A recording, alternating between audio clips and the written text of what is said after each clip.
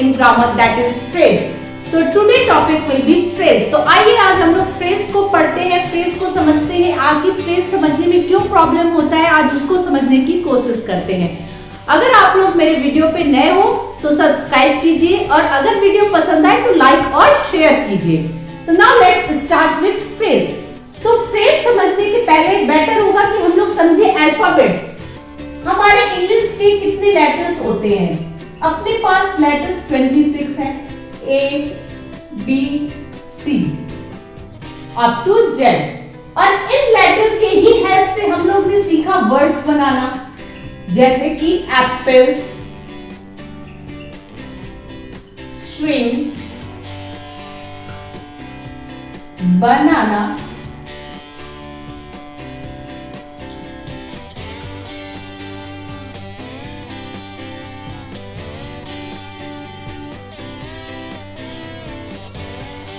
Box. Letter से सीखा word बनाना। Word को फिर हमने धीरे धीरे वर्ड के ऊपर जब वर्क करना सीखा तो हमने वर्ड को ग्रुप में डालना सीखा, जैसे कि a bad boy, in the corner, on the roof। तो ये क्या हुआ? मैंने ग्रुप ऑफ वर्ड भी बनाना सीख लिया। ग्रुप ऑफ वर्ड जैसे कि A, B, A, D, bad letters को लिया, then boy, a bad late boy, on the roof, in the corner. मगर ये ग्रुप ऑफ वर्ड जो है वो मेरे को एक प्रॉपर मीनिंगफुल सेंटेंस कन्वे नहीं कर रहे। ऑन द रूफ, रूफ की बात हो रही है, बट रूफ के बारे में क्या बात हो रही है वो मेरे को क्लियर नहीं हो रहा है। इन द कॉर्नर, किसी कॉर्नर के पास की बात हो रही है, कुछ कॉर्नर में है, पर क्या है, किस लिए बात हो रही है, कॉर्नर का वर्ड क्यों हम लोग ने उठाया, ये हम लोग को क्लियर नहीं हो रहा है। तो what is phrase? A phrase, a group of words that make sense but not complete sense. वह ग्रुप ऑफ वर्ड्स जो सेंस तो देता है बट कंप्लीट सेंस हमें नहीं देता है। सेंटेंस में अगर उसे अलग कर दिया जाए सेंटेंस से तो वो मेरे को कंप्लीट सेंस नहीं प्रोवाइड करता। उस टाइप ऑफ सेंटेंसेस को हम लोग फ्रेज कहते हैं, जैसे कि in the garden, on the roof, inside the class. ये सारे के सारे ग्रुप ऑफ वर्ड्स है, बट मेरे को एक भी सेंटेंस, एक भी ये जो ग्रुप ऑफ वर्ड्स है इसको हम लोग सेंटेंस नहीं कहेंगे। क्यों? क्योंकि सेंटेंस क्या होता है? सेंटेंस एक ऐसे ग्रुप ऑफ वर्ड्स का अरेंजमेंट, एक ग्रुप ऑफ वर्ड्स का ऐसा अरेंजमेंट जो कि हमें कंप्लीट सेंस प्रोवाइड करता है। एक ग्रुप ऑफ वर्ड्स का ऐसा अरेंजमेंट जो मेरे को कंप्लीट सेंस प्रोवाइड करता है उसे हम लोग सेंटेंस कहते हैं। और उसी सेंटेंस का पार्ट होता है फ्रेज। और फ्रेज होता है वह ग्रुप ऑफ वर्ड, सेंटेंस का वह ग्रुप ऑफ वर्ड जो मेरे को अकेले कोई भी मीनिंग प्रोवाइड करने में असमर्थ होता है। तो what is phrase? Phrase is a group of word that make sense. वो सेंस दे देता है बट कंप्लीट सेंस नहीं देता। पर सेंटेंस जब भी यूज करते हैं, अगर हम किसी भी वाक्य को अगर हम लोग कहते हैं कि ये कंप्लीट सेंटेंस है, then it means that the arrangement of the words, arrangement of the group of words must convey us a complete sense. और मेरे को कोई भी सेंटेंस कंप्लीट सेंस तभी प्रोवाइड करेगा अगर उसमें सब्जेक्ट प्लस वर्ब और ऑब्जेक्ट है। ऑब्जेक्ट ना भी हो तो चलेगा, बट सब्जेक्ट वर्ब कॉम्बिनेशन अगर है तो मेरे को सेंटेंस कंप्लीट मीनिंग प्रोवाइड करता है। बट फ्रेज में यही तो मिसिंग हो जाता है। सब्जेक्ट होता है तो वर्ब नहीं, वर्ब होता है तो सब्जेक्ट नहीं। जैसे कि in the garden, in the garden, देखिए यहाँ पे मेरे को क्या सब्जेक्ट और वर्ब कॉम्बिनेशन है? No. On the roof, this time also absent. Inside the class, there is also absent. तो what is the meaning of phrase? Phrase में आपको अगर सब्जेक्ट और मिलता है तो वर्ब का कॉम्बिनेशन नहीं मिलेगा। अगर वर्ब प्रेजेंट है तो सब्जेक्ट नहीं मिलेगा, और सब्जेक्ट और वर्ब अगर कंबाइन नहीं हो पाता है, अगर कंबाइन नहीं हो पाता है सेंटेंस में, तो वो सेंटेंस हमें कंप्लीट मीनिंग प्रोवाइड नहीं कर पाएगा, वही तो वो फ्रेज कहला जाता है। और अगर सब्जेक्ट और वर्ब कॉम्बिनेशन अगर मिल जाता है मेरे को तो हम लोग उसको क्या बोलते हैं, दैट सेंटेंस। तो आइए हम लोग देखते हैं फ्रेज में क्या क्या होना चाहिए। तो ग्रुप फ्रेज को समझने के लिए हमें ये समझ लेना, अगर वो फ्रेज है कि नहीं, अगर ये 4 पॉइंट मेरा अगर क्लियर हो जाता है, अगर एक ग्रुप ऑफ वर्ड को देखते हैं और अगर ये 4 पॉइंट आता है इसमें, then it means that the given group of words is phrase। जैसे कि देखिए group of words, yes, under a tree, it is a group of word, no meaning of, sorry, no subject verb combination। क्या इसमें subject verb combination है? नहीं है, तो ये भी सही है और ये भी सही है। No meaning if used alone, अगर हम लोग इसे alone यूज कर रहे हैं तो कोई प्रॉपर मीनिंग प्रोवाइड नहीं कर रहा, कंप्लीट मीनिंग प्रोवाइड नहीं कर पा रहा है, यस नहीं प्रोवाइड कर रहा, it means it is a phrase if used in a sentence has a unique meaning. अगर इसे एक सेंटेंस में यूज कर ले, अगर इसे एक सेंटेंस में यूज कर ले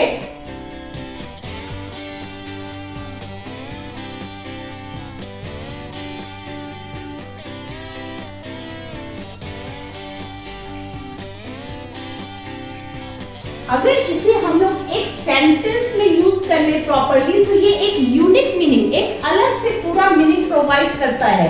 तो अब देखिए अगर मैंने इसे सेंटेंस में इन 3 वर्ड को डाला, इन 3 ग्रुप ऑफ वर्ड्स को लगा लिया, तो क्या वो अब मेरे को ये प्रॉपर सेंटेंस प्रोवाइड कर रहा है कि नहीं? हाँ कर रहा है। इसका मतलब क्या हुआ, अंडर अ ट्री एक फ्रेज था, वो एक फ्रेज है क्योंकि उसमें सब्जेक्ट वर्ब कॉम्बिनेशन नहीं है, वो ग्रुप ऑफ वर्ड्स है, वो अपने खुद का कोई मीनिंग प्रोवाइड नहीं कर रहा है, पर वो मीनिंग प्रोवाइड करता है अगर उसको सेंटेंस में लगा लिया जाता है। तो इससे क्या क्लियर हुआ, that a phrase is a part of a larger sentence. Phrase क्या है, फ्रेज एक पार्ट है, एक लार्जर सेंटेंस का एक पार्ट होता है। अगर हटा दिया जाए तो क्लियर मीनिंग मेरे को प्रोवाइड, अगर अलग से देखा जाए तो वो अपने खुद स्टैंड अलोन नहीं कर पाता। The traveler sat down under a tree। तो देखिए यहाँ पे सब्जेक्ट भी है और वर्ब भी है, सब्जेक्ट है, वर्ब है और आपका ऑब्जेक्ट है, तो ये एक प्रॉपर सेंटेंस है। बस यही फर्क है फ्रेज और सेंटेंस में। फ्रेज मेरे को पूरा मीनिंग प्रोवाइड नहीं कर पाता, कुछ मीनिंग प्रोवाइड करता है, बाकी मीनिंग, पूरा मीनिंग समझने के लिए हम लोग को एक सेंटेंस की जरूरत पड़ती है। तो क्लियर हो गया। अब मुझे लगता है कि फ्रेज तो आप लोग को क्लियर हो गया, तो चलिए वीडियो में आगे फ्रेजेस को और अच्छे से समझते हैं। तो अब तक जो हमने फ्रेजेस को पढ़ा, जितना भी मैंने फ्रेजेस में आपको फ्रेजेस के बारे में पढ़ाया, उसको एक छोटे से चार्ट की तरह चलिए समझ लेते हैं पहले।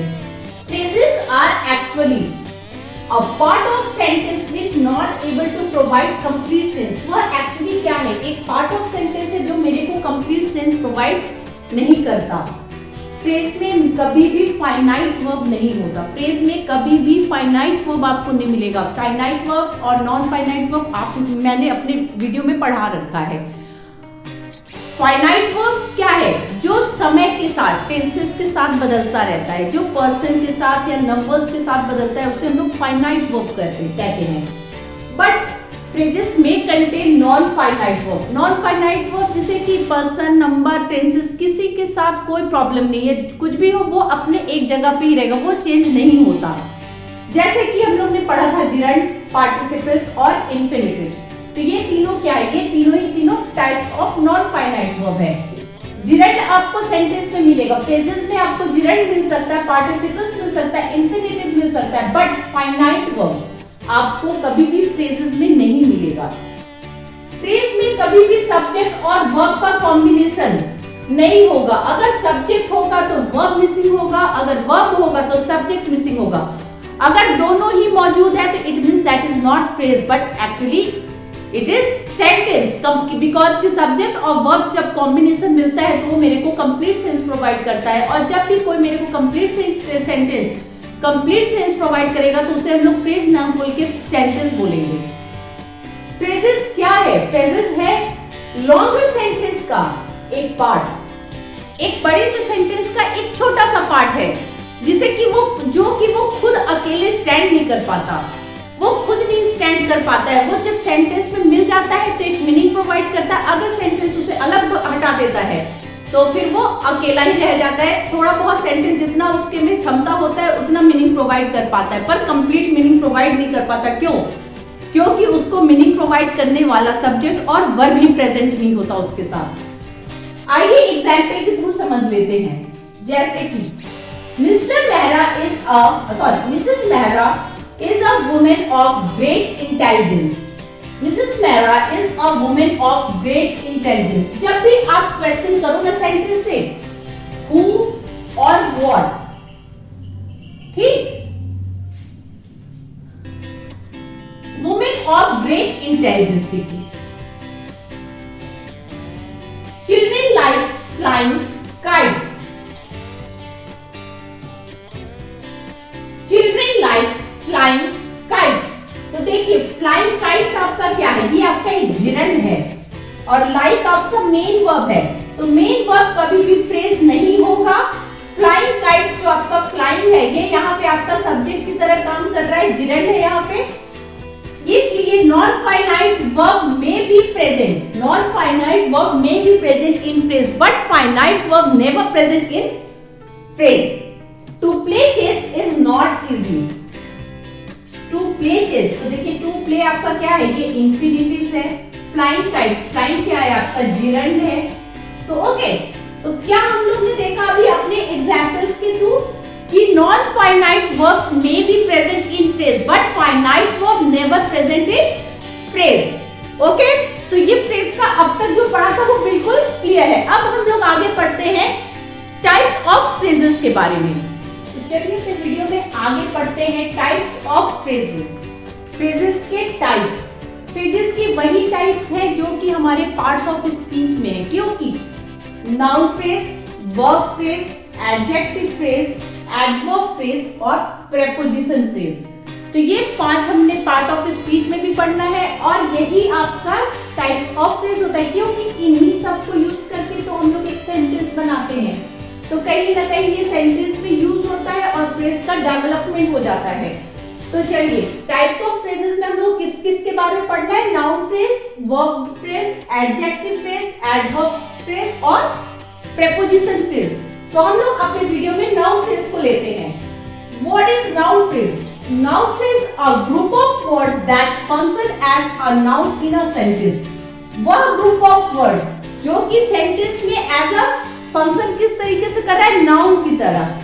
A group of words that function as a noun in a sentence.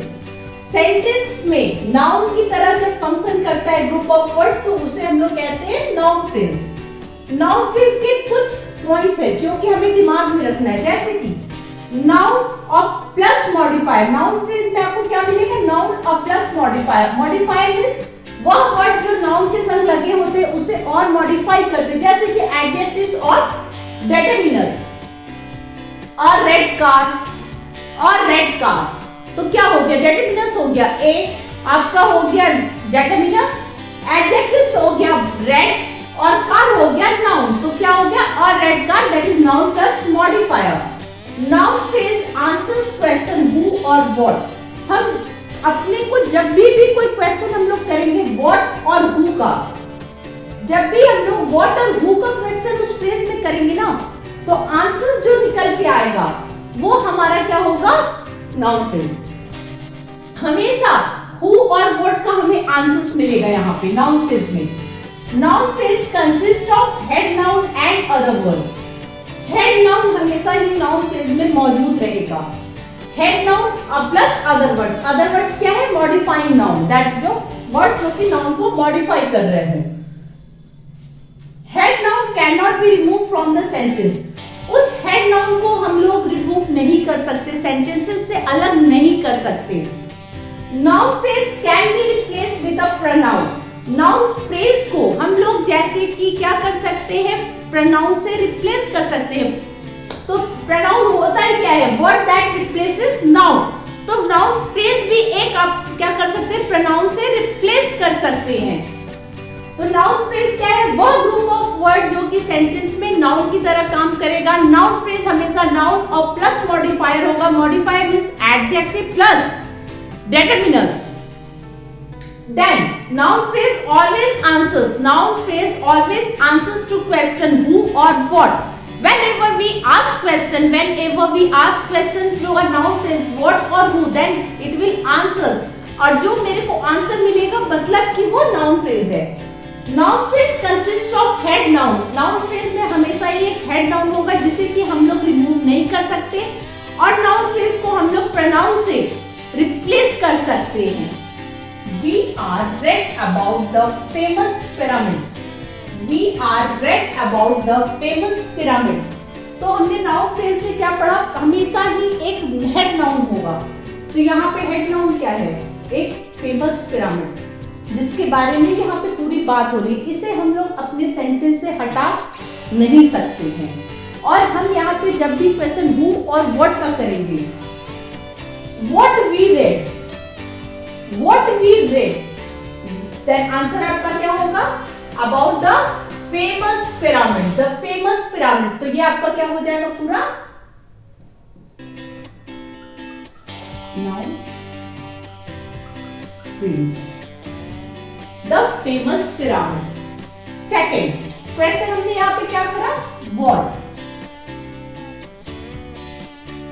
I bought a beautiful black frog. I bought a beautiful black frog. तो मेरा मेन नाउन क्या है यहाँ पे, फ्रॉग. इसे आप सेंटेंस से हटा नहीं सकते, इसे हम लोग क्या बोलेंगे, head noun. What I buy,